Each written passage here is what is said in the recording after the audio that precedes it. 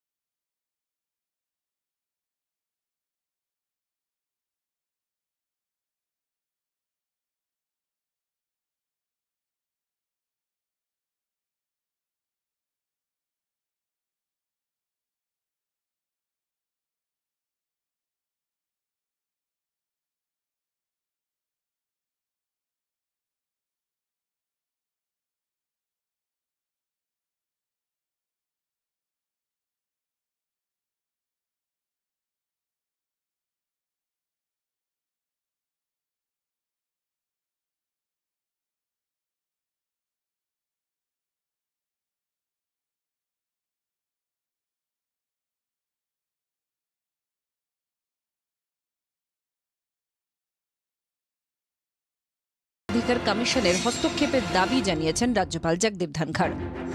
মঙ্গলবার রাজ্যের আইন শৃঙ্খলা পরিস্থিতি নিয়ে মুখ্যমন্ত্রীকে করা চিঠি লিখে কলকাতা ছাড়েন রাজ্যপাল। মঙ্গলবার রাতেই রাজ্যপালের অভিযোগের জবাব দিয়েছে রাজ্যের স্বরাষ্ট্র মন্ত্রক। জগদীপ ধনখড় অনড়। मुझे आश्चर्य हुआ कि होम डिपार्टमेंट ने मेरी चिट्ठी के ऊपर प्रतिक्रिया दी है। पुलिस एंड एडमिनिस्ट्रेशन अपने कानूनी दायरे को भूल गए हैं। They must rise above partisan approach. যদিও গোটা ঘটনায় গুরুত্ব দেওয়ার লক্ষণ দেখাচ্ছে না তৃণমূল। উনি যে ঘুরে বেড়াচ্ছেন, আমি জানি না কেউ তাকে গুরুত্ব দিচ্ছে কিনা। ওর কোনো সাংবিধানিক এখতিয়ারই নেই রাজ্যের কোনো ব্যাপার নিয়ে বলার। যুব তৃণমূল নেত্রী সায়নী ঘোষের টুইট। গুলকেট নিয়ে জামাই শ্বশুরবাড়ি পৌঁছে গিয়েছেন। অশান্তি তৈরির জন্য একগুচ্ছ মিথ্যে কথা নিয়ে তৈরি গুলকেট। আগামী কয়েকদিনে প্রধানমন্ত্রী, স্বরাষ্ট্রমন্ত্রীর দরবারে রাজ্যপাল কতটা গুরুত্ব পেলেন তার দিকেও তাকিয়ে রাজনৈতিক মহল। ব্যুরো রিপোর্ট, জি 24 ঘন্টা। আমি ওম প্রকাশ বাবুর কাছেই শুরুতে আসি। ওম প্রকাশ বাবু, আবারও রাজ্যপাল জগদীপ ধনখড় তিনি দিল্লি গেছেন। কেন্দ্রীয় কয়লামন্ত্রীর সঙ্গে তার দেখা হয়েছে। জাতীয় মানবাধিকার কমিশনের সদ্য দায়িত্বপ্রাপ্ত চেয়ারপারসন, তার সঙ্গে তার দেখা হয়েছে। কিন্তু প্রধানমন্ত্রী বা স্বরাষ্ট্রমন্ত্রীর সঙ্গে তার এখনো অবধি দেখা হয়নি। তিনি অ্যাপয়েন্টমেন্ট চেয়েছেন বলে জানা যাচ্ছে। বিষয়টা নিয়ে আপনাদের যে একটা আপত্তির জায়গা আছে বা কটাক্ষের জায়গা আছে, এটা স্পষ্ট। এটা কী কারণে? তিনি রাজ্যপাল, পশ্চিমবঙ্গের রাজ্যপাল, তিনি গেছেন, তার কিছু সাংবিধানিক দায়িত্ব কর্তব্য আছে বলে তিনি মনে করছেন, তাতে আপত্তির জায়গা কোথায়?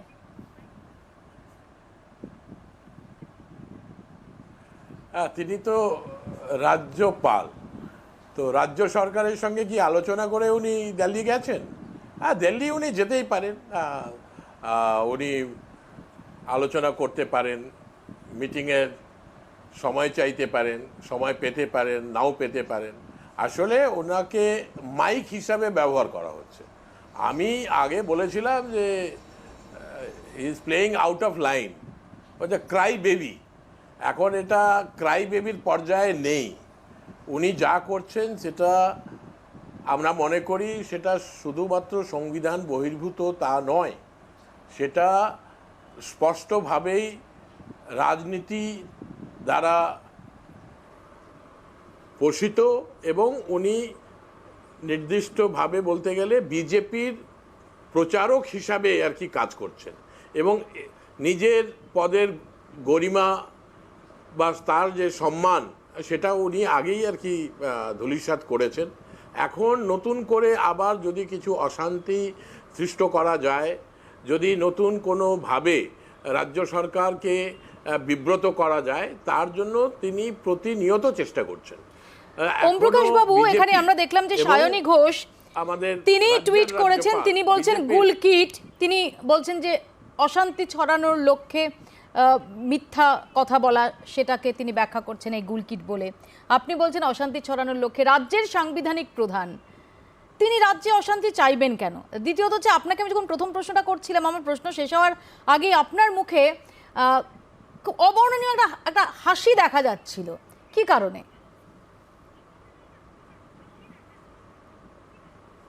না, সেটার কারণটা হচ্ছে যে রাজ্যপালকে এত কেউ সিরিয়াসলি নিচ্ছে না। হ্যাঁ, রাজ্যপালকে সিরিয়াসলি তখনই নেওয়া হয় যখন উনি কেন্দ্র ও রাজ্য সরকারের মধ্যে সমন্বয় সাধনের কাজ করেন, রাজ্যের প্রতিনিধিত্ব করেন এবং মর্যাদা সহকারে সাংবিধানিক দায়িত্ব পালন করেন।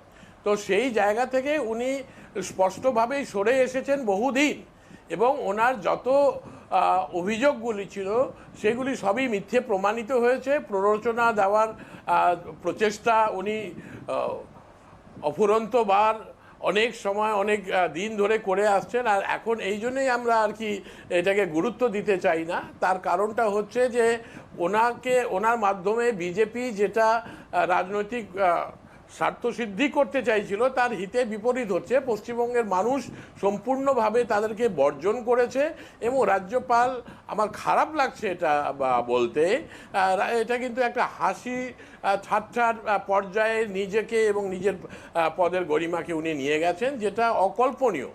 দেখুন, এটা আমি স্বীকার করি যে কেন্দ্রীয় সরকার আর কি তারা ঠিক করে যে কে রাজ্যপাল হবেন। অনেক ক্ষেত্রেই তাদের সঙ্গে মতের সামঞ্জস্য বিধান করে রাজ্যপাল তার ভূমিকা প্রতিপালন করে থাকেন। কিন্তু বাংলার যিনি রাজ্যপাল, তার ক্ষেত্রে যে ভূমিকা আমরা লক্ষ্য করছি, সেই ভূমিকাটা কিন্তু সংবিধান সম্মত একেবারেই নয়। আমি তো বলবো যে বরঞ্চ রাজ্যে অশান্তি সৃষ্টি করবার চেষ্টা করছেন, এবং তাই জন্য আর বারবার করে মিথ্যে অভিযোগগুলি করেছেন। তাই জন্য আমাদের পার্টির পক্ষ থেকেও এটা বারবার করে বলা হয়েছে। আমি বললাম আপনাকে যে আপনি বলেছি যে Cry baby, all the time he is crying, he is playing out of line. এবং তার ফলে উনি তো পশ্চিমবঙ্গের রাজ্যপাল, উনি তো বিজেপির মুখপাত্র না। আর এতই যদি ওনার মাধ্যম দিয়ে বিজেপির হিতে কাজ করতে হয়, উনি সরাসরি বিজেপিতে যুক্ত হয়ে সেই কাজটা করতে পারেন। সেই অর্থে তাকে শতরূপা এই অভিযোগটা শাসক পক্ষের তরফ থেকে কিন্তু বারংবার এসেছে, কিন্তু কেন্দ্রীয় সরকারের যে রাজ্যপাল তিনি নাকি নির্দিষ্ট একটি রাজনৈতিক দলের মুখপাত্র হিসেবে কাজ করছেন। রাজ্যপাল, যিনি রাজ্যের সাংবিধানিক প্রধান, তাকে নিয়ে যখন এক বা একাধিক বলছি, তার কারণ এই প্রশ্নে কিন্তু তৃণমূল কংগ্রেসের ডেফিনেটলি তৃণমূল কংগ্রেস এই বক্তব্যটাকে খুব জোরালোভাবে সোচ্চারভাবে তুলে ধরছে, কিন্তু তার পাশাপাশি আমরা অন্য রাজনৈতিক যেমন বামেদেরও যে অবস্থান দেখছি, সেটাও এর থেকে খুব ভিন্ন নয়।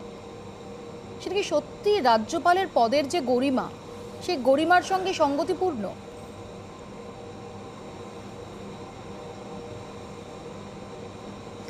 মৌপিয়া, তুমি যে দুটো পার্টির কথা বললো, যে রাজ্যপাল নিয়ে কথা বলছে, রাজ্যপালের এখতিয়ার নিয়ে কথা বলছে, রাজ্যপালের ভূমিকা নিয়ে কথা বলছে, প্রথমত একটা পার্টি তো তাদের ইতিহাসেই আছে, তোমাদেরই চ্যানেলে দেখানো অনেক আগে থাকতে, যে তারা কনস্টিটিউশন ছেড়ে, মানে কুটি কুটি করে ছেড়ে তারা বিধানসভা ভাঙচুর করে।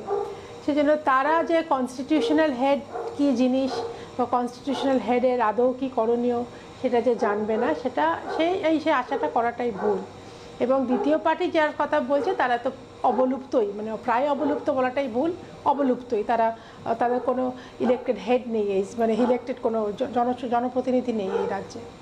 এবার আমার কথা বলি, তুমি যখন আমার পরিচয় করাচ্ছিলে, তুমি তো আমাকে পরিচয়ই করালে বিজেপির মুখপাত্র হিসেবে, তো সেই জন্য রাজ্যপালের মুখপাত্র তো আমরা নই, সেই রাজ্যপালের হয়ে আমরা কোনো কথা বলবো না। তবে অ্যাজ এ সিটিজেন, কিন্তু এটাও তো যেটা রাজনৈতিক দলগুলো বলে থাকেন, যেটা রাজনৈতিক দলগুলো বলে থাকে যে রাজ্যপালের কথায় নাকি বিজেপির যে বক্তব্য তারই অনুরণন শোনা যায় বিভিন্ন ইস্যুতে, সেটাও কি অস্বীকার করতে পারেন?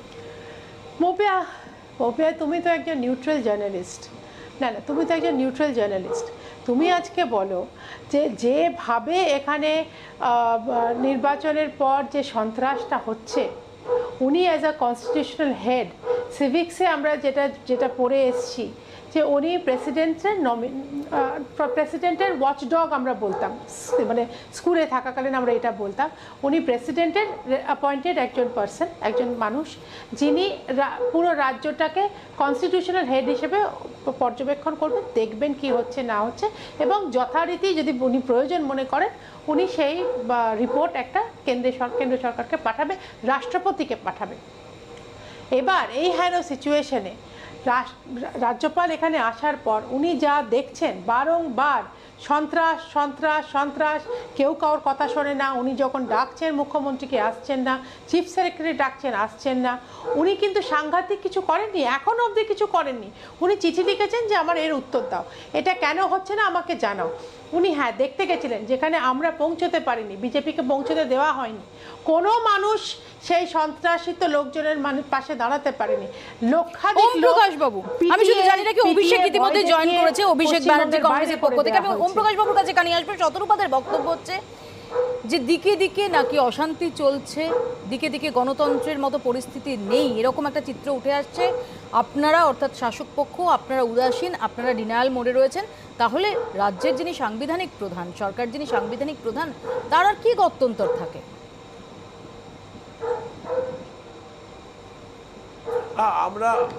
আমরা খুবই সেন্সিটিভ আর আমরা খুব প্রোঅ্যাক্টিভ।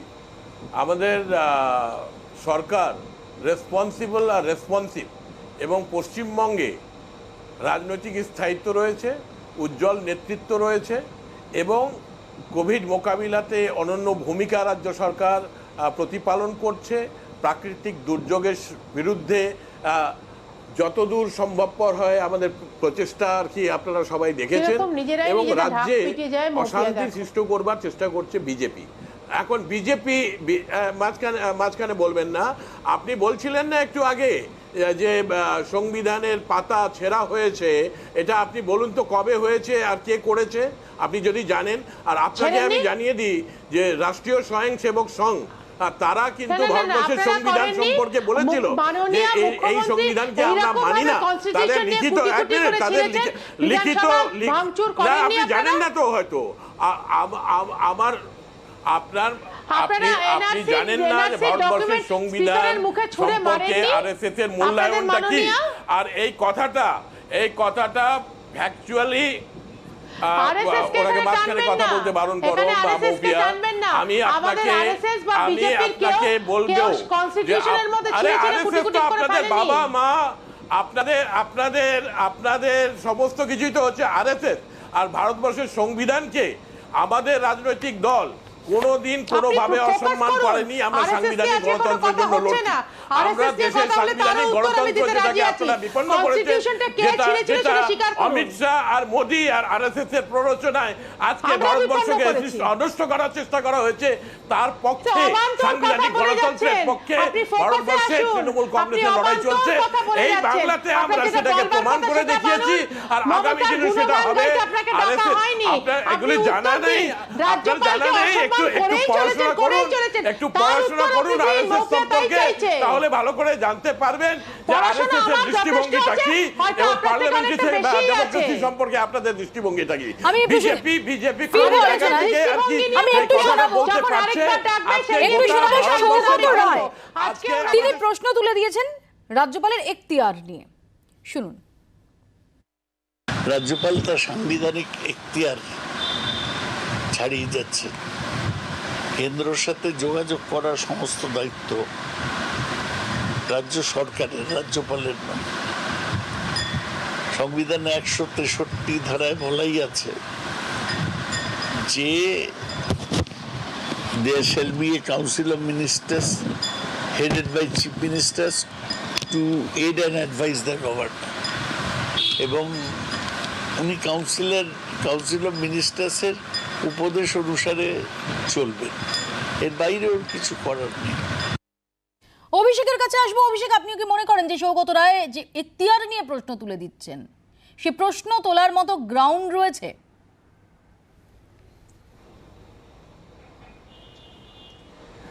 প্রথমেই বলি যে এই রাজ্যপাল নামক যে পদটা রয়েছে, সেই পদটা গত 2-3 বছর ধরে শুধু পশ্চিমবাংলায় নয়, বাকি ভারতবর্ষের বিভিন্ন জায়গায় আমরা দেখেছি যে মহারাষ্ট্রে কি হয়েছে, ভোর 4টের সময় হঠাৎ করে কাউকে ডেকে এনে শপথ গ্রহণ দেখেছি।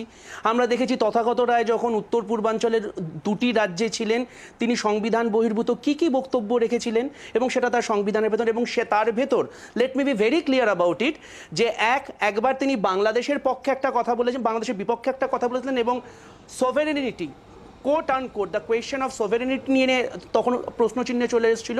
আর দ্বিতীয়বার একটা সমস্যা একাধিকবার করেছিলেন যে তার অসাম্প্রদায়িক যে বক্তব্য, মানে সাম্প্রদায়িক যে বক্তব্যগুলো যেটা ভারতবর্ষের সংবিধানের বিরুদ্ধে, সেটা আছে।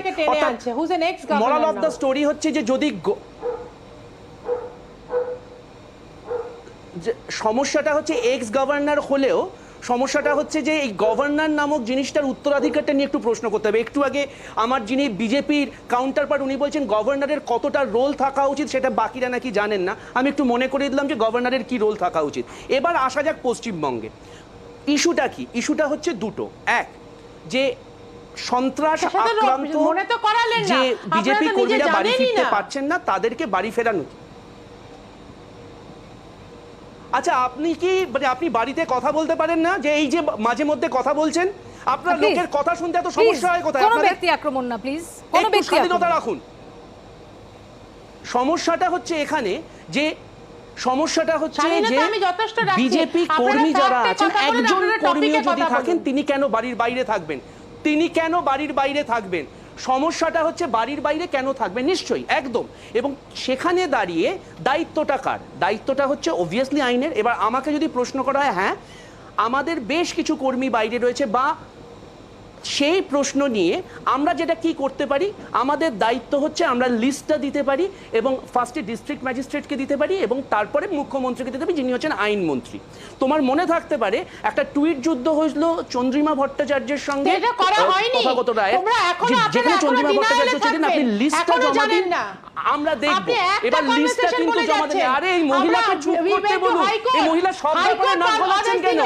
এই মহিলার সমস্যাটা কোথায়? এই মহিলার সমস্যাটা কোথায়?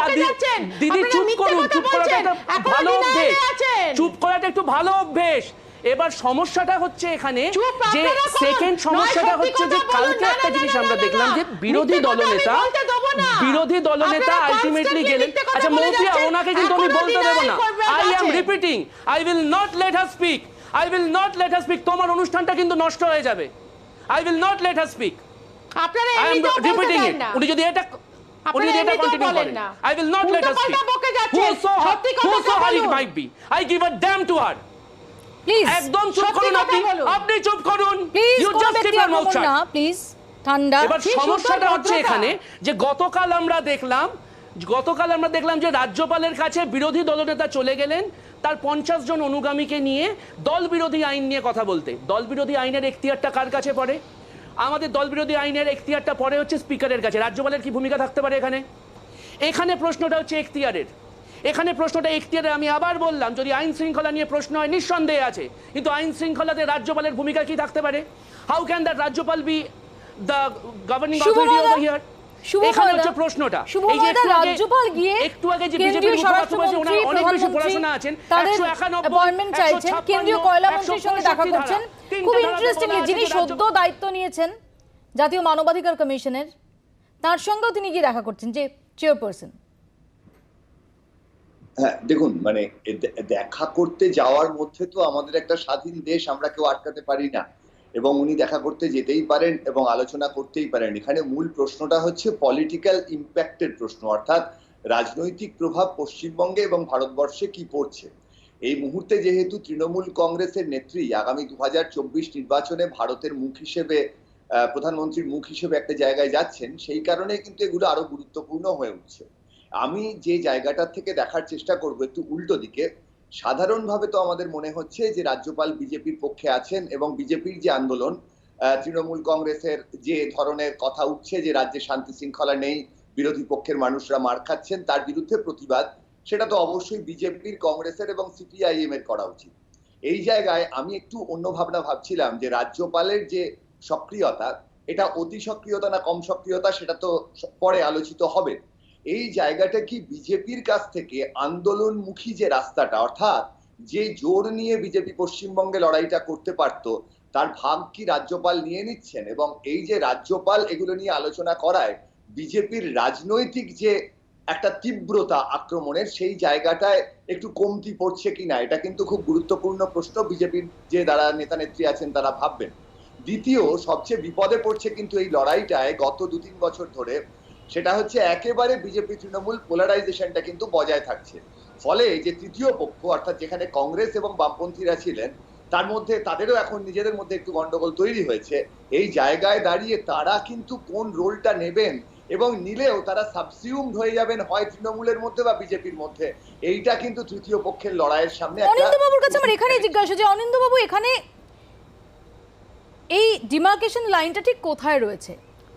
বিজেপির দাবি হচ্ছে, তৃণমূল কংগ্রেসের দাবি হচ্ছে যে রাজ্যপাল তিনি রাজ্যের সঙ্গে কথা না বলে, রাজ্য সরকারের সঙ্গে কথা না বলে, রাজ্যের সাংবিধানিক প্রধান তিনি দিল্লি চলে যাচ্ছেন, যার এখতিয়ার তার আছে কিনা এই প্রশ্ন তুলে দিচ্ছে তৃণমূল কংগ্রেস। বিজেপির বক্তব্য হচ্ছে যে যদি এরকম পরিস্থিতি হয় যে কেউ শুনছেন না, রাজ্য সরকার উদাসীন, এখানের যে পরিস্থিতি হচ্ছে তাই নিয়ে, তাহলে রাজ্যপাল কি করবেন, তার সামনে আর কি করণীয় থাকে? তার মানে এটা মূলত প্রশ্নটা হচ্ছে এখতিয়ার নিয়ে, যে এখানে স্পেসিফিক যেগুলো পাওয়ার আছে গভর্নরের, সেগুলো হচ্ছে ফেলিয়ার অফ কনস্টিটিউশন যখন হয় 356, সাসপেনশন অফ লেজিসলেটিভ অ্যাসেম্বলি সে সময় স্পেসিফিক পাওয়ার আছে, এবং অ্যাসেন্ট টু বিলস। আর একটা যেটা পাওয়ার আছে 167, সেটা হচ্ছে duty of the chief minister two furnish the informations to the governor. এগুলো স্পেসিফিক পাওয়ার যেগুলো গভর্নরের কাছে দেওয়া আছে। এইটা ছাড়া যেটা আর্টিকেল 163(2) সেখানে গভর্নরের একটা ডিসক্রেশন আছে। সেই স্পেসিফিক ডিসক্রেশনটা কিন্তু কোথাও স্পেসিফিকভাবে লেখা নেই যে এটা করতে পারবে না।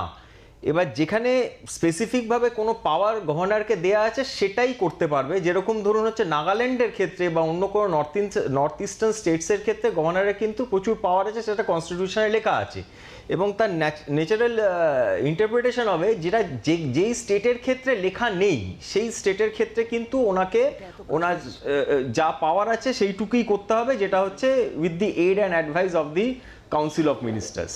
স্পেসিফিক যদি থাকতো ওনার পাওয়ার, তাহলে কিন্তু কনস্টিটিউশনে লেখা থাকতো। আমি এখানে একটু বিমান বসু তিনি কি বলছেন আমি শুনবো। রাজ্যপাল তার সাংবিধানিক সীমা লঙ্ঘন করে তিনি কাজ করছেন। তিনি এর আগে গেলেন বাইরে, উত্তরবাংলাও গেলেন, সব জায়গাতে শুধু বিজেপি নেতাদের সঙ্গে নিয়েই ঘুরছেন। এটা তো ঠিক না। তিনি কোথাও নিজে যেতে পারেন না তা আমি বলছি না, যেতে পারেন, কিন্তু বিজেপি নেতাদের নিয়ে উনি যাবেন কিসের জন্য? মানে উনি তো he is not a man of BJP. বারান্দায় বসে তো কোনোদিন গভর্নর সভা করেছেন আমি দেখিনি, কখনো হয়নি। মানে he is identifying himself as a man of BJP. এটাই অত্যন্ত ইন্টারেস্টিং। আমি তাপস বাবুর কাছে এই প্রসঙ্গে যাব, কারণ বিমান বসু যিনি রাজনৈতিক পক্ষ অনুযায়ী এ রাজ্যের যে শাসক পক্ষ তার একদম বিপরীত অবস্থানে, যারা বারংবার এই রাজ্যের গণতান্ত্রিক পরিস্থিতি ইত্যাদি, বিরোধীদের রাজনীতি করার অধিকার ইত্যাদি নিয়ে তারা শাসক দলের বিরুদ্ধে আঙুল তোলেন, সে বিমান বসু তিনিও বলছেন যে রাজ্যপাল বিজেপির মুখপাত্র হিসেবে কাজ করছেন, এমন তার অভিযোগ। ছোট্ট একটা বিরতির পর এ প্রসঙ্গে ফিরছি, দেখতে থাকুন আপনার রায়। সোশ্যাল মিডিয়ায় বুধবার ভেসে উঠলেন ধরমবীর, পশ্চিমবঙ্গের প্রাক্তন রাজ্যপাল রাজ্য প্রশাসনের সঙ্গে সংঘাতের জন্যই বিখ্যাত। বুধবার নেট দুনিয়ায় নেটিজেনদের রায় খুব তাড়াতাড়ি ধরমবীরকে পিছনে ফেলে দেবেন জগদীপ ধনখড়। দুপক্ষের সংঘাতে সব অতীত দৃষ্টান্ত ভেঙে পড়ার জোগাড়। জগদীপ ধনখড় দিল্লিতে কেন্দ্রীয় মন্ত্রীদের সঙ্গে বৈঠকে ব্যস্ত। নেট দুনিয়া কিন্তু পশ্চিমবঙ্গের রাজ্যপালকে নিয়ে সরগরম।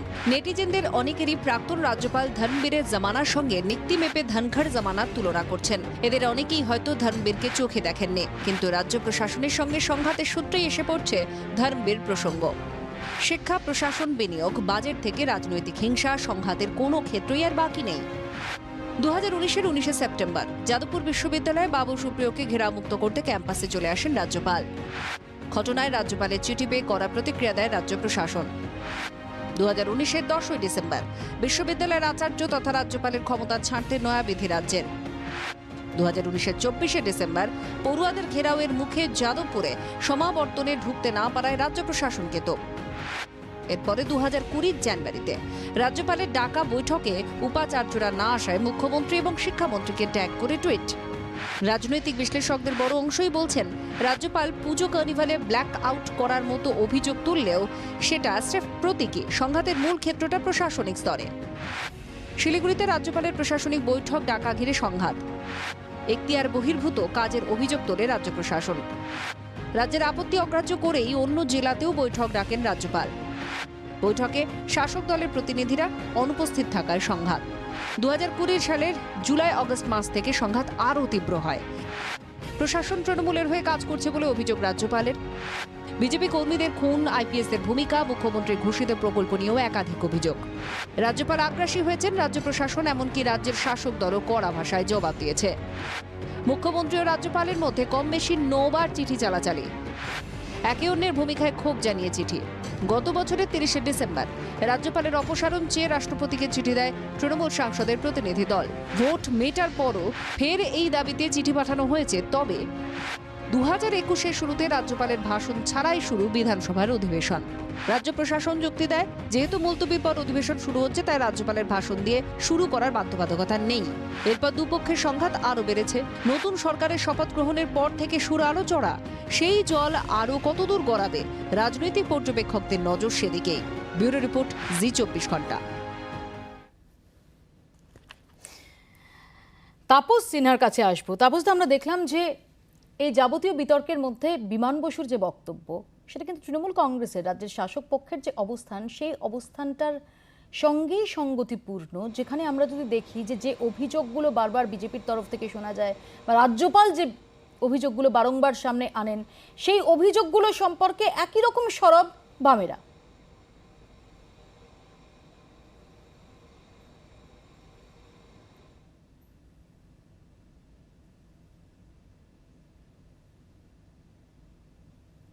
তাপসদা কি শুনতে পাচ্ছেন আমার কথা? হ্যাঁ, শুনতে পাচ্ছি। আমার বক্তব্য হচ্ছে, আমার প্রশ্ন হচ্ছে আপনার কাছে যে বিমান বসুর যে বক্তব্য, সেই বক্তব্যের নির্যাস যদি আমরা ধরি, সেটা রাজ্যের শাসক পক্ষের যে বক্তব্য তার সঙ্গে সঙ্গতিপূর্ণ। রাজ্যপাল প্রসঙ্গে, রাজ্যপালের ভূমিকা প্রসঙ্গে। অন দ্য কন্ট্রারি, রাজ্যপাল যে সমস্ত বিষয়গুলো নিয়ে সরব হচ্ছেন, যেগুলো স্বাভাবিকভাবেই শাসক পক্ষের বিরুদ্ধে যায়, সেই ইস্যুগুলোতে আবার বামেদের অবস্থান সেটা কার্যত অন্য বিরোধী দলগুলোর মতোই। না মৌপিয়া, আমি তোমাকে পরিষ্কার বলতে চাই, বিমানদা যেটা বলেছেন আমি তার পুনরাবৃত্তি করছি না। যে এখানে রাজ্যপাল পশ্চিমবাংলায় যে ভূমিকা পালন করছে, রাজ্যপাল সম্পর্কে আমাদের অবস্থান পরিষ্কার। কিন্তু তৃণমূল কংগ্রেসের তুমি যেটা দেখলে শুরুতে, যে ওম প্রকাশ দা যখন হাসছেন, তোমার মনে প্রশ্ন তৈরি হলো ওম প্রকাশ বাবু কথা বলার আগে হাসলেন কেন। আসলে ওম প্রকাশ দা মানে তৃণমূল কংগ্রেসের প্রতিনিধি, তারা ঠিক করতে পারছেন না যে আজকে বক্তব্যটা বিরোধী তৃণমূল কংগ্রেসের হয়ে বলবো না শাসক তৃণমূল কংগ্রেসের হয়ে বলবো। ফলে বিরোধী তৃণমূল কংগ্রেসের রাজ্যপাল সম্পর্কে একটা অবস্থান ছিল, আর শাসক তৃণমূল কংগ্রেস তাদের রাজ্যপাল সম্পর্কে একটা অবস্থান। তুমি নন্দীগ্রামের সময় যখন রাজমোহন গান্ধী তিনি যে ভূমিকা পালন করেছিলেন, তখন আমরা যে বক্তব্য রেখেছি, আজও বিমানদা বা আমরা বামপন্থীদের বক্তব্য কিন্তু একই জায়গায়। নন্দীগ্রাম ইস্যুকে সেদিন মিস্টার গান্ধী বলেছিলেন যে হার হিম করা সন্ত্রাস। গোপালকৃষ্ণ গান্ধী বলেছিলেন হার হিম করা সন্ত্রাস। সেদিন কিন্তু তৃণমূল একবারে আনন্দে দুহাত তুলে নৃত্য করেছিলেন। কিন্তু আজকেও গোটা রাজ্য জুড়ে সন্ত্রাস চলছে, সেই সন্ত্রাসের বিরুদ্ধে আমরা লড়াই করছি, কিন্তু নন্দীগ্রাম প্রসঙ্গে মমতার সুর বদল হয়েছে, শুভেন্দু অধিকারীর সুর বদল হয়েছে, এবং সিবিআই কি রিপোর্ট দিয়েছে সেটা তোমার অজানা না। ওম প্রকাশ দাস, তাপস বাবুদের বক্তব্য যে আপনারা যখন বিরোধী পক্ষে ছিলেন তখন রাজ্যপালের ভূমিকা সম্পর্কে আপনাদের যে অবস্থান ছিল, আর এখন আপনারা যখন শাসক পক্ষে রয়েছেন তখন রাজ্যপালের ভূমিকা সম্পর্কে আপনাদের যে অবস্থান, তার মধ্যে তফাৎ রয়েছে।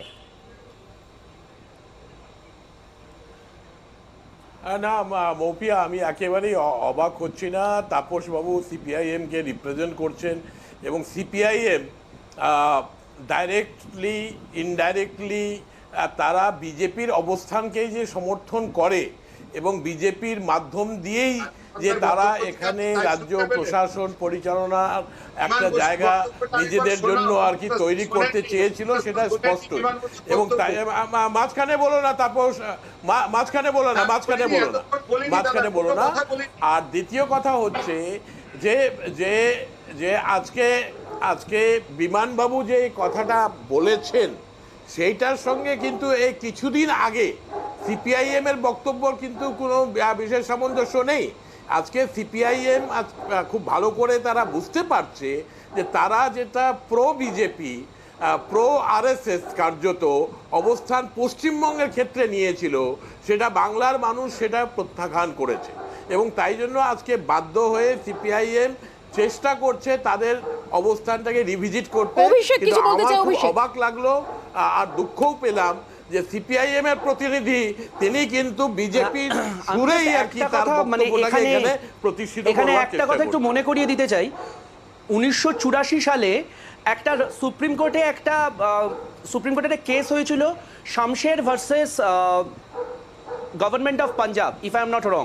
তো সেখানে বলা হয়েছিল যে রাজ্যপাল 1, 2, 3, 4 করে করে কি করতে পারেন, তার ভেতর একটা ছিল হচ্ছে গিয়ে ম্যান্ডেটারি আর একটা ছিল অপশনাল। যেমন আমি যদি কাউকে ডাকি, আপনারা একটু আগে দেখালেন না অধ্যক্ষ এবং চিফ সেক্রেটারি, উনি ডাকতেই পারেন, কিন্তু সেটা যাওয়াটা বাধ্যতামূলক নয়, মানে প্রেজেন্স ইজ নট ম্যান্ডেটারি।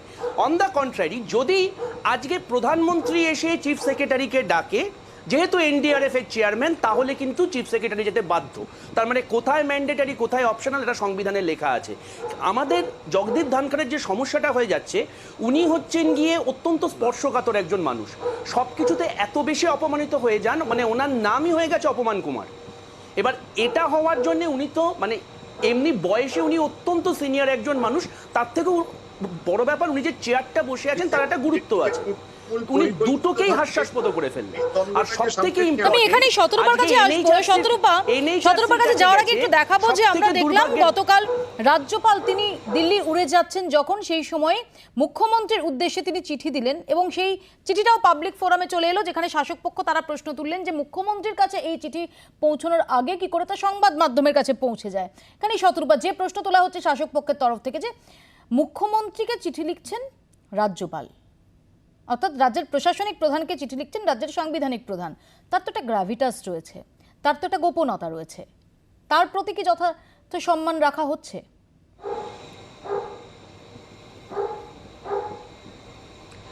রাজ্যপাল চিঠি লিখেছেন, রাজ্যপালের চিঠি নিয়ে রাজ্যপালই বলতে পারবেন। তবে এখানে আমি বলবো যে যদি পাবলিক মিডিয়া এসে থাকে এটা, তাহলে তোমাদের এটা তৎপরতা, তোমাদের কনগ্রাচুলেশনস যে তোমরা এটাকে বের করে আনতে পেরেছো। কী করে বের করে আনতে পেরেছো সেটা আমি বলতে পারবো না, তবে এটা তো কোনো বিজেপি সাইটে বেরোয়নি। রাজ্যপাল চিঠি লিখেছে মুখ্যমন্ত্রীকে, তো এটা দুজনে বলতে পারবে। তবে আমি বেসিক্যালি বলছি যে রাজ্যপাল কিন্তু প্রত্যেকটা বার যখনই উনি কথা বলেন, যখনই উনি চিঠি লেখেন, যখনই উনি রাজ্য সরকারের সঙ্গে কথা বলেন, তখনই কিন্তু অত্যন্ত সম্মান দিয়ে, ওয়ার্ম রিগার্ডস দিয়ে, my dear sister, respected chief minister, এই ধরনের কথাবার্তাই উনি ব্যবহার করেন। চিফ সেক্রেটারিকেও যখন ডাকেন তখনও খুব সম্মানের সঙ্গে ডাকেন, পুলিশের সিপিকেও যখন ডেকেছে তখনও খুব সম্মানের সঙ্গেই ডেকেছেন। সেই জন্য স্পর্শকাতর যে কথাটা উঠলো, স্পর্শকাতর আমি বলবো তৃণমূলের নেত্রী মাননীয়া এবং আপনাদের যে কজন আছে তৃণমূলের দলের যারা লোকজন, তারা স্পর্শকাতর, তারা প্রত্যেকটা জিনিস না, মানে আমি একটা কথাই বলতে চাইছি যে শতরূপা যে কথাটা বলছে তার মানে হচ্ছে রাজ্যপালের সুরক্ষা সুরক্ষিত নয়, রাজ্যপালের সুরক্ষা, রাজ্যপালের ওখান থেকে মানে জিনিস বেরিয়ে আসছে তোমাদের কাছে। রাজ্যপালের দপ্তরে কি কোনো ট্রোজান হর্স আছে? রাজ্যপালের দপ্তরে কি কোনো ডবল এজেন্ট আছে? আমরা এটার একদম তদন্ত চাইছি। শতরূপা যা বলছে এটা ভয়ঙ্কর অভিযোগ। ট্রোজান হর্স দিয়ে তো তোমরা বেটার বলতে পারবে, তোমাদের কাছে পৌঁছেছে তোমাদের তৎপরতা, রাজ্যপালের তরফে লেফট পারবেন। রাজ্যপাল ডিবেটটা উত্থাপন করছেন, তৃণমূল সেটাকে ওয়েলকাম করছে। আরে ট্রোজান হর্স নিয়ে আমরা কেন বেটার বলতে পারবো? তথাগত রায় বেটার বলতে আমি পারবে। একটু প্রকাশ দাদা চাইছি যে ওমপ্রকাশ দা এই সময়কালে আমরা বেশ কিছু ওমপ্রকাশ দা এর মধ্যে তো আমরা বেশ কিছু সুসম্পর্কের চিত্র দেখেছি।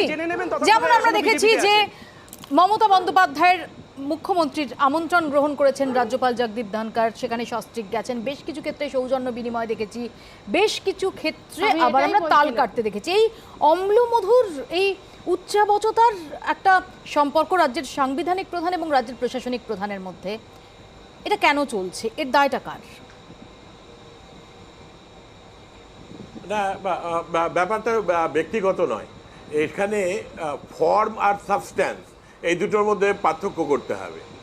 উনি যেভাবেই সম্ভাষণ করুন, যেভাবেই চিঠি লিখুন, মূল বিষয়টা হচ্ছে যে উনি ওনার মর্যাদা, ওনার পদের মর্যাদা, সেটাকে অক্ষুণ্ণ রেখে সাংবিধানিক রীতিনীতি মেনে তার কার্যনির্বাহ করছেন কিনা। উত্তর হচ্ছে স্পষ্টতই সেটা উনি করছেন না, এবং তার ফলে আজকে একটা অদ্ভুত একটা অবস্থা দাঁড়িয়েছে, যেখানে আমাদের মাননীয় রাজ্যপালের বক্তব্যকে কোনোভাবেই বিশেষ করে গুরুত্ব দিয়ে মানুষরা দেখছেন না। শুধুমাত্র আমাদের পশ্চিমবঙ্গের ক্ষেত্রেই নয়, আমার খারাপ লাগছে এটা বলতে যে অনারেবল জগদীপ ধনকর সাহেব, গভর্নর, অনারেবল গভর্নর, ওনাকে নিয়ে কিন্তু আজকাল কোনোভাবে সিরিয়াস কোনো আলোচনা করা হচ্ছে না, করা সেটা সম্ভবপর হচ্ছে না। তার কারণটা হচ্ছে যে ল অফ ডিমিনিশিং রিটার্ন। উনি একই কথা বারবার করে নানাভাবে প্ররোচনা সৃষ্টি করবার উদ্দেশ্যে বলে চলেছেন। তাই কি শুভময় বাবু, আপনি বলতে পারেন যে তার কথার যে গুরুত্ব, মাহাত্ম্য, সেটা কিন্তু অনেকটাই কমে গেছে।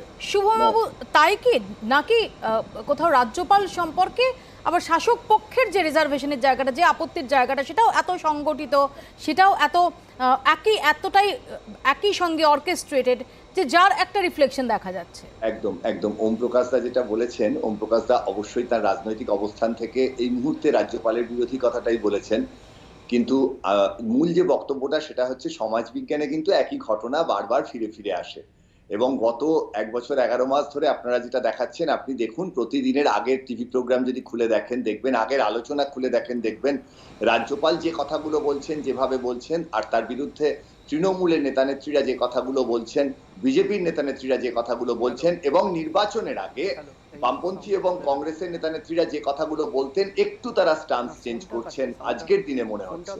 অর্থাৎ তৃণমূল, বিজেপি এবং রাজ্যপাল তাদের রোল কাটলে কি আরেকবার ফোন করবে? জায়গাটায় ভীষণভাবে মাঝামাঝি একটা থাকার চেষ্টা করছিলেন।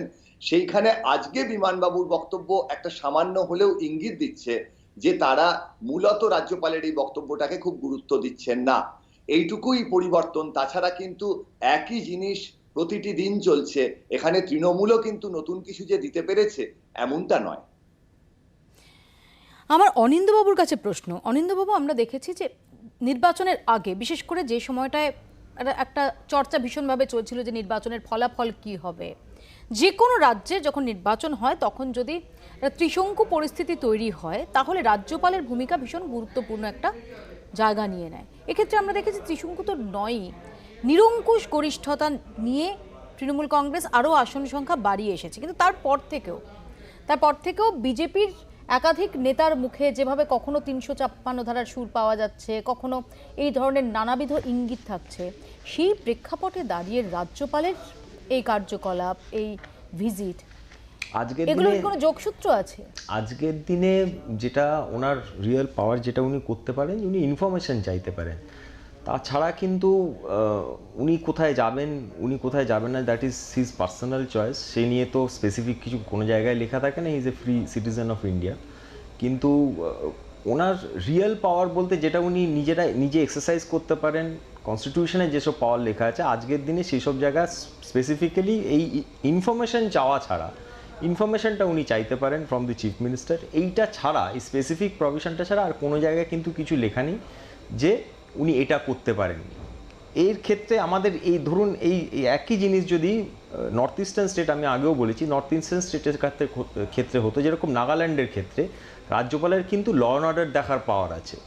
তো সেইটা যেহেতু আমাদের স্টেটের ক্ষেত্রে নেই, উনি আর আনুষঙ্গিক কিছু ওনার কিন্তু এখতিয়ারের ভেতরে পড়ে না স্পেসিফিক এই সময়, as of in this situation. Shatarupa, কোথাও কি যে অতি সক্রিয়তার অভিযোগ রাজ্যপালের বিরুদ্ধে উঠছে, কোথাও কি মনে হয় যে এই বিষয়টাও একটা গণতান্ত্রিক পরিকাঠামোর জন্য খুব ভালো নয়? বিশেষ করে সদ্য বিপুল জনমত নিয়ে একটা সরকার ক্ষমতায় ফিরেছে, বিপুল জনমত নিয়ে ফিরেছে, জনগণের রায় এই শাসক পক্ষের দিকে রয়েছে।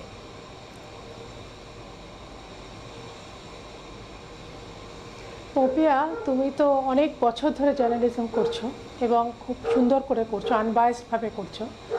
তোমার মনে থাকবে অন্তত, ওম প্রকাশ মিশ্রজিও আছেন, উনি তো আগে অন্য পার্টিতে ছিলেন, এখন অন্য পার্টিতে। ওনার পার্টি মানে পুরনো পার্টি কংগ্রেস আমলে বহু রাজ্যপাল অনেক অনেক বেশি অসাংবিধানিক মানে অসাংবিধানিক মানে কি, যেগুলো অপ্রত্যাশিত সেরকম ঘটনা করেছেন।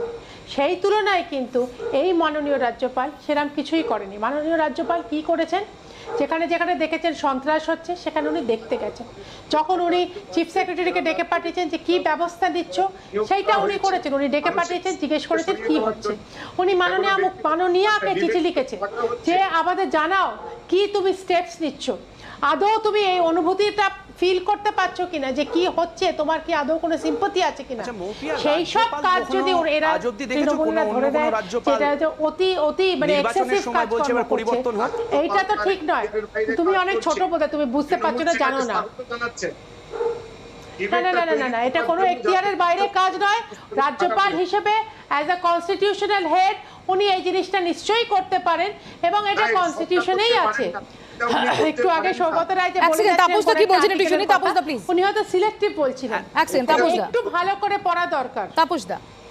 হ্যাঁ, মৌপিয়া তুমি বলছিলে না যে এত চিঠি দিচ্ছেন, টুইট করছেন, সব জায়গায় সম্মান জানিয়ে মুখ্যমন্ত্রীকে চিঠি দিচ্ছেন। আসলে এটা বিজেপি এবং তৃণমূলের গেম প্ল্যান। বিজেপির পক্ষ থেকে বিতর্কটা উত্থাপন করা হবে, আর যাই ওম প্রকাশ দ্বারা বলুক না কেন, আমরা ওনাকে ইগনোর করতে চাই, গুরুত্ব দিতে চাই না। সৌগত রায় থেকে শুরু করে মুখ্যমন্ত্রী পর্যন্ত রাজ্যপালের বক্তব্যকে গুরুত্ব দিয়ে মানুষের সমস্ত সমস্যাকে ঢাকা দেওয়া হচ্ছে। আর সেখানে দিলীপ ঘোষ কাউন্টার করতে যাচ্ছেন। সেখানে যখন দিলীপ ঘোষ করছেন, সেখানে অর্ধশিক্ষিতের মতো মূর্খের মতো কিছু কথাবার্তা বলছেন, ওই কখনো গরুতুদের সোনাটোনার ব্যাপারগুলো এসে যাচ্ছে। ফলে মানুষের যে দৈনন্দিন সমস্যা, রুটি রুজির সমস্যা, যে যন্ত্রণা, তৃণমূলের যে সমস্ত চুরি দুর্নীতি আমফান, এই বিষয়গুলো সবটা ঢাকা পড়ে যাচ্ছে।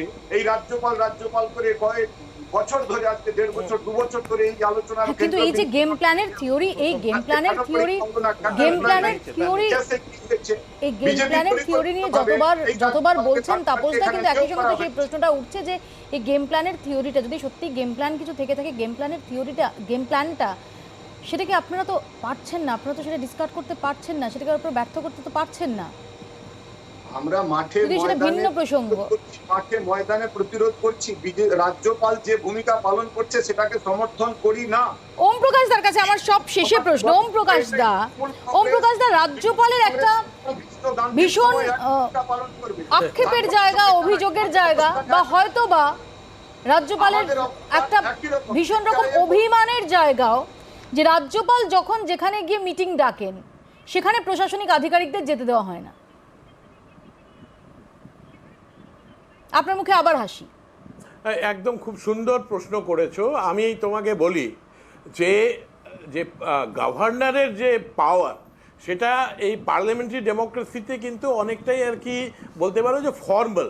তো এই পাওয়ারকে রেসপন্সিবলি যদি ইউজ করা হয়, এটাকে যদি ইনফ্লুয়েন্স হিসাবে তুমি প্রতিষ্ঠিত করতে পারো, তাহলে সেই গভর্নরের কথা আর কি মানে পলিটিক্যাল এক্সিকিউটিভ বা সরকার অতি অবশ্যই শুনবে। কেন কি গভর্নমেন্ট অফ দ্য ডে তারা যদি আর কি লাভান্বিত হতে পারে গভর্নরের এইড, অ্যাডভাইস, সাজেশনের মাধ্যম দিয়ে, তাহলে সেটা ভালো। তাই জন্য কেন্দ্রে একটা সরকার, রাজ্যগুলিতে আলাদা সরকার, তা সত্ত্বেও অনেক গভর্নর অনেক ইনফ্লুয়েন্স ওয়াইল্ড করতে পারেন। তার কারণটা হচ্ছে যারা কনস্ট্রাকটিভলি দেখেন। আনফর্চুনেটলি জগদীপ ধনখড় তাদের মধ্যে পড়েন না। দ্বিতীয়ত আমি বলবো যে একটা কথা হচ্ছিল যে নর্থ ইস্টে গভর্নরদের, ওটা সব রাজ্যের ক্ষেত্রে প্রযোজ্য না, ওটা হচ্ছে শিডিউলড এরিয়া, আর ওটা শুধুমাত্র নর্থ ইস্ট বলে স্টেট নয়, ভারতবর্ষের অন্যান্য রাজ্যে বেশ কিছু জায়গায় সেটা রয়েছে, অর্থাৎ যেমন কি ঝাড়খণ্ডে রয়েছে। আর সেটা হচ্ছে কিন্তু একটা গিভেন একটা সিচুয়েশনে, আমার অন্য কোনো ডিবেট নেই এটাতে।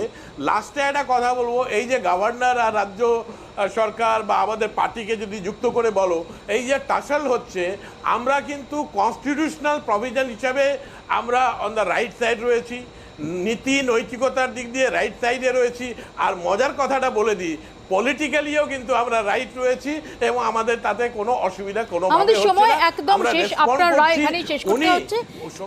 কিন্তু বোঝাই যাচ্ছে যে এই রাজ্যের সাংবিধানিক প্রধান এবং রাজ্য সরকার তাদের মধ্যে যে সংঘাতের বাতাবরণটা, সেটাতে যে এখনই জবনিকা পতনের কোনো ইঙ্গিত নেই সেটা খুব স্পষ্ট। 2021-এর বিধানসভা নির্বাচন পরবর্তী সময়ে দাঁড়িয়েও সেই দ্বন্দ্বের জায়গাটা, সেই সংঘাতের জায়গাটা, সেই মতানৈক্যের জায়গাটা, হয়তোবা সেই মান অভিমানের জায়গাটা বারংবার ফোরফ্রন্টে চলে আসছে। আপাতত আপনারা এখানেই শেষ করছি, দেখতে থাকুন জি 24 ঘন্টা।